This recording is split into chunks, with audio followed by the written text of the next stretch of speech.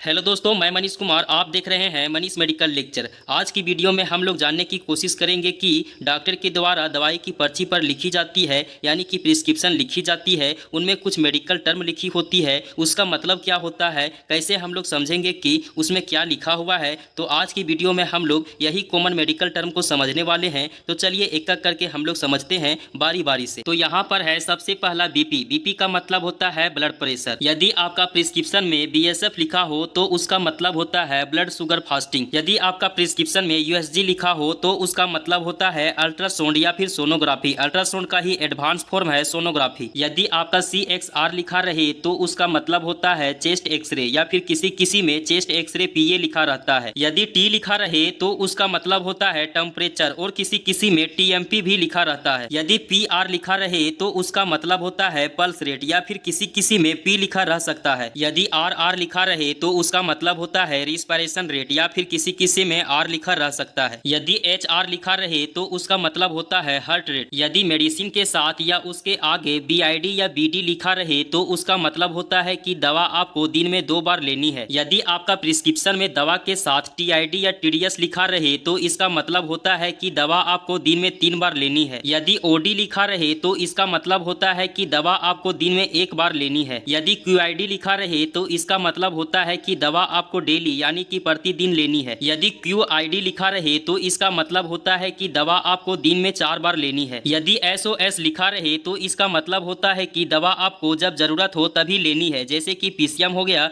या फिर pain killer की दवा हो गई, उसके आगे SOS लिखा रहता है। जब आपको बुखार हो या फिर दर्द हो तभी लेनी है। यदि HS या BT लिखा रहे तो इसका मतलब होता है कि बिफोर स्लीप, यानी कि रात में डिनर के बाद और सोने से पहले आपको वो दवा लेनी है, अगर HS या BT लिखा रहे तो। यदि BBF लिखा रहे तो इसका मतलब होता है कि बिफोर ब्रेकफास्ट, यानी कि खाली पेट में लेनी होती है। यदि PC लिखा रहे तो इसका मतलब होता है कि आपको खाना खाने के बाद आपको लेनी है। यदि AC लिखा रहे तो इसका मतलब होता है खाना खाने से पहले। यदि OPD लिखा रहे, OPD क्या होता है? OPD हम लोग हमेशा सुनते हैं। OPD का मतलब होता है आउट पेशेंट डिपार्टमेंट, यानी कि ऐसा पेशेंट जो एडमिट नहीं है, बाहर से आकर के सर्दी खांसी बुखार हुई है उसको दिखाने आए हैं, वैसे पेशेंट को हम लोग OPD पेशेंट बोलते हैं। यदि IPD लिखा रहे, IPD का मतलब होता है कि जो पेशेंट एडमिट है और उसका जो पर्ची उसके जो काउंट किया जाता है उसको IPD में काउंट किया जाता है इन पेशेंट डिपार्टमेंट में। यदि केयर ऑफ लिखा रहे इसका मतलब होता है कंप्लेंट्स ऑफ। यदि आपकी पर्ची में केयर ऑफ लिखा रहता है, जैसे कि इस पर्ची में आप देख सकते हैं केयर ऑफ, तो इसका मतलब होता है कि जो आपके पर्ची में कंप्लेन आई, जैसे डॉक्टर को आपने बताया कि हमें सर्दी हो रही है, खांसी हो रही है, बुखार हो रही है, लूज मोशन हो रही है, वोमिटिंग हो रही है, तो डॉक्टर वो सभी चीजें केयर ऑफ करके लिख देते हैं। जैसे इस पर्ची में आप देख सकते हैं कि वोमिटिंग 5 से 6 टाइम्स हो चुकी है, तो ये सभी चीजें लिखी होती है जो आपने डॉक्टर को बताया, डॉक्टर जो एब्जॉर्ब की वे सभी चीजें लिखी होती है केयर ऑफ करके। यदि OE लिखा रहे तो इसका मतलब होता है ऑन एग्जामिनेशन, यानी कि जो आपने बताया वो ठीक है केयर ऑफ हो गया, लेकिन डॉक्टर ने क्या एग्जामिनेशन किया, आपको टच करके